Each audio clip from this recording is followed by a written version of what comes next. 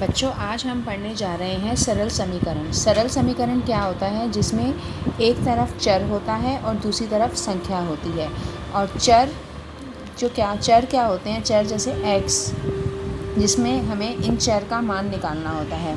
अब हम इसमें देखेंगे कि ये समीकरण हमें दे रखा है x जमा 3 बराबर 0 और चर का मान दे रखा है x बराबर 3। आपने ये बताना है कि x बराबर 3 इस समीकरण को संतुष्ट करता है या नहीं। तो आपने क्या किया, ये x बराबर 3 जो है इस समीकरण में पुट कर देंगे, समीकरण में रख देंगे। x की जगह 3 रख दिया, 3 जमा 3 6। अब आपके पास देखो इस समीकरण के सामने 0 है, 6 और 0 बराबर नहीं है, तो इसका मतलब ये संतुष्ट नहीं करता। इसी प्रकार x जमा 3 बराबर 0, यहाँ पर x का मान है 0। x बराबर 0 आप समीकरण में रखेंगे, 0 जमा 3, तो आपके पास क्या आया 3 और सामने है 0, तो 3 0 के बराबर नहीं है, तो इसलिए ये भी संतुष्ट नहीं करता। ऐसे ही आपने देखा x जमा 3 बराबर 0, x का मान है घटा 3, x का मान घटा 3 आप x की जगह रखेंगे, घटा 3 जमा 3 यानी कि 3 में से 3 गए 0, 0 और 0 बराबर हैं, तो इसका मतलब ये समीकरण संतुष्ट है। x बराबर घटा 3 इस समीकरण को संतुष्ट करता है।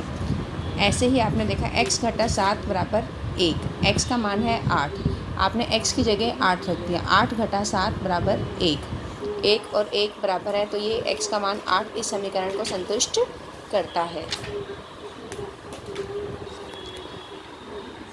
आगे आप देखेंगे इसमें 5x बराबर 25, इस समीकरण में देखिए x का मान है 5, तो आपने 5x बराबर 25, इसमें x का मान आपने 5 रख दिया, 5 गुणा 5 25 और सामने भी आपकी देखो 25 है, तो इसका मतलब x बराबर 5 इस समीकरण को संतुष्ट करता है। आपने लिख दिया हाँ। ऐसे ही आप इस प्रश्न को कर लेंगे।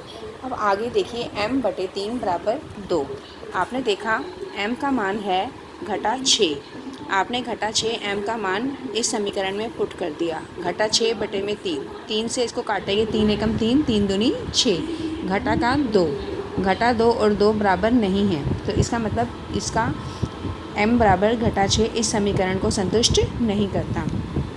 सेकंड क्वेश्चन में देखिए कि आपने ये कोष्ठकों में दिए गए मान दिए गए समीकरण का हल है या नहीं। आपके पास समीकरण दे रखा है 7n जमा 5 बराबर 19, n बराबर घटा 2, n बराबर घटा 2 आपने इस समीकरण में रखा, n की जगह घटा 2, 7 को 2 से गुणा किया, घटा 14 जमा में 5।